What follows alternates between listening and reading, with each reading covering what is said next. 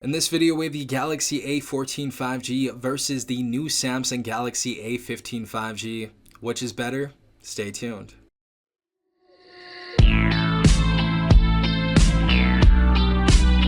Alright everyone, hopefully you guys are having a good day. Hopefully everyone is safe out there. We have the A14 5G on the left side and the Galaxy A15 5G on the right side. And I've spent some time with both these devices. I'm going to be comparing some specifications in this video, as well as both of my experiences on these devices, and let you know which one is the better buy. Now, first and foremost, starting off with the price of these devices, it's going to be $199 for the unlocked base version of these devices. They are going to be available both at Best Buy and Amazon. So if you guys want to purchase any of these devices, I'll leave them in the description down below. So super cool that Samsung left it at $199. I think that's a very, very good base price for the base version of the A series Samsung phones. Now, I know a lot of you are going to get this phone for much cheaper, and a lot of you as well are going to get this phone for free at a prepaid carrier. And these are now available, I believe, at Cricket Wireless, Boost Mobile,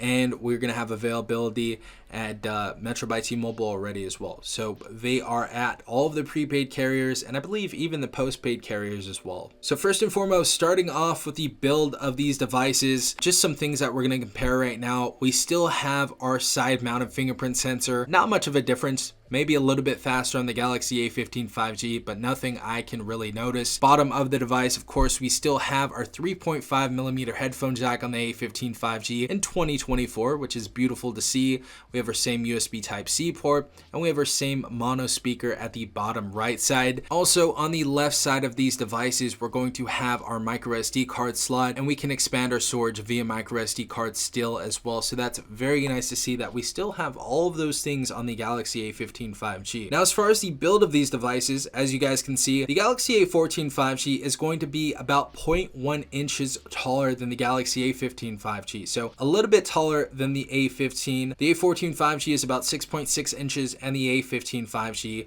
measures out at 6.5 inches. Now, as far as the build goes, I would have to say, feeling both of these devices in hands, and I've held these devices for a while and did a little test and stuff, the Galaxy A15 5G feels much more premium. And I think that's because it's smaller, more condensed phone, but it just feels like a more premium phone overall. It feels heavier, it feels nicer in the hand, it feels more comfortable, and also we have a newer design and a newer refresh on the Galaxy A15 5G. As you guys can see, on the right side, the A15 5G has that new key island design that we've seen on the Galaxy A25 and are going to be seeing on the Galaxy A55 as well. So really nice that we got that refresh. I think this just looks much better. It feels much better. So as far as the build goes, the Galaxy A15 5G wins that. Now going on to the display, we actually got a really decent refresh and really decent upgrade for the A15 5G. So starting off with the A14 5G, as you guys already know, the display wasn't bad at all. This was a really, really nice display and a really big upgrade from the A13 to the A14 at the time. We had an LCD IPS display, still 1080p Full HD, and 90 Hz refresh rate as well. But going over to the Galaxy A15 5G, this new device actually has all of the same stuff, but instead of IPS LCD, we now have a Super AMOLED display. So we're going to have some much better viewing angles. We're going to have a much clearer display, much punchier colors, just a much nicer display overall and experience scrolling through social media, watching YouTube videos, watching movies and TV shows, and it's actually going to be pretty noticeable. So nice to see that the base version of the Samsung Galaxy A series phones finally has a Super AMOLED display. $199 in 2024. We finally reached the peak. So as far as the display goes, I would have to give that to the Galaxy A15 5G as well. It definitely looks better than the A14 5G. For a lot of people, you guys aren't going to care. I don't think it's worth upgrading from the A14 to the A15 5G over, but it's going to be nicer compared to the A14 5G. Next, we have the operating systems on both of these devices. And as far as our software goes, we have the Galaxy A14 right here with Android version 13.0, and we have One UI Core version 5.1. Going over to the Galaxy A15 5G, we have the new Android 14.0, and we actually have One UI version 6.0. So we're actually not getting the core version. We're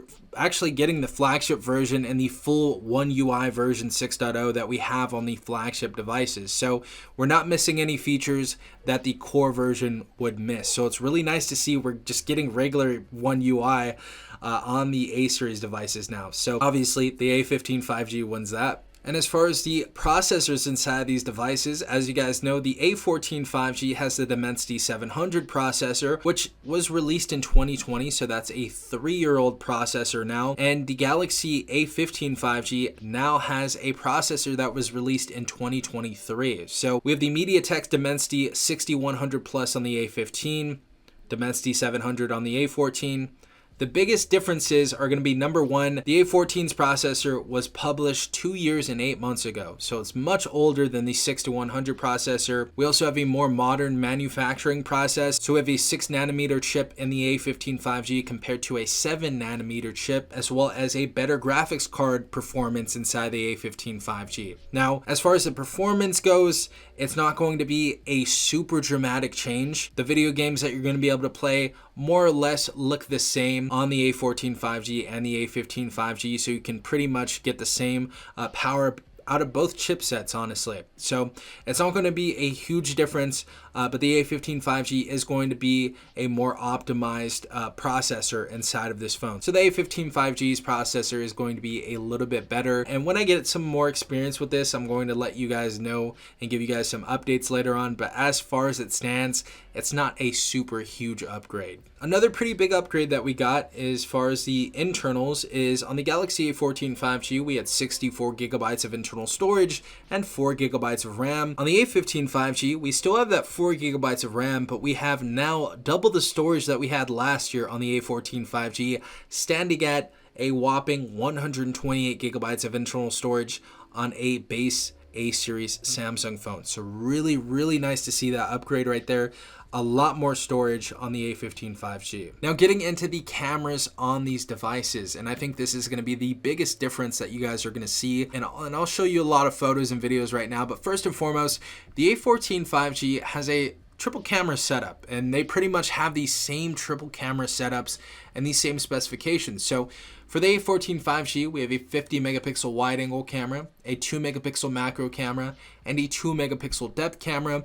On the A15 5G, we have a 50 megapixel wide angle camera, a 5 megapixel ultra wide, and a 2 megapixel macro. So we have an ultra wide instead of a depth sensor on the A15 5G now. So we have ultra wide and we have wide. The A14 5G, however, did not have ultra wide. So nice little upgrade right there. As far as our front facing cameras, both 13 megapixel wide angle front facing cameras. Both of these cameras on the front and back are capable of recording at 1080p, 30 frames per second, but we have to see the sensors inside these devices, and we're going to be showing you some videos right now and showing you some photos after.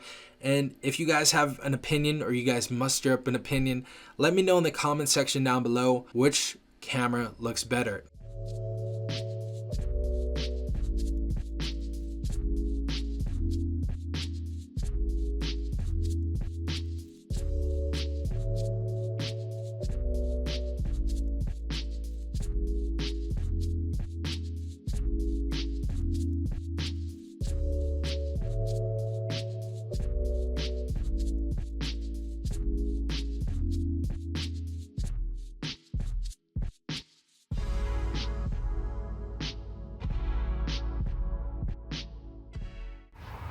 Alright guys, so this is the Galaxy A15 5G on the front facing camera.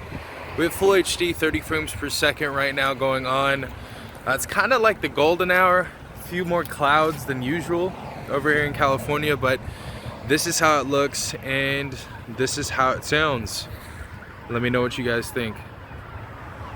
Got an ambulance and police, or the police coming over here, I guess.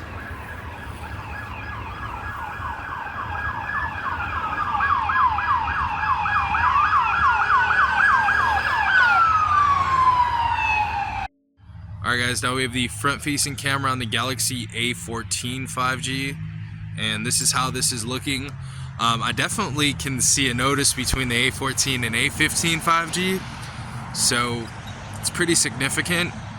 But yeah, I can't wait to look at this back in the studio. This is definitely super surprising. I didn't remember the A14 looking like this. I don't know if this needs an update or something, but next we have a rear facing camera, full HD 1080p 30 frames per second, and this is how it is looking right now.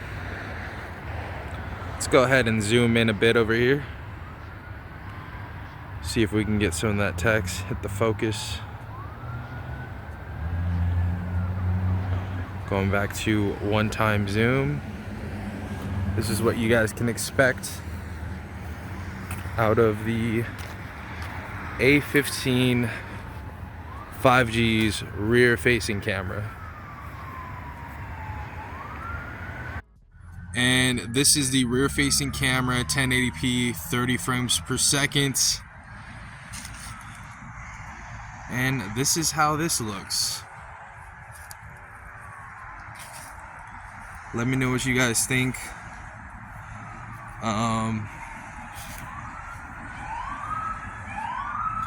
We got all these police and all these ambulance coming one after another. This is how this looks though.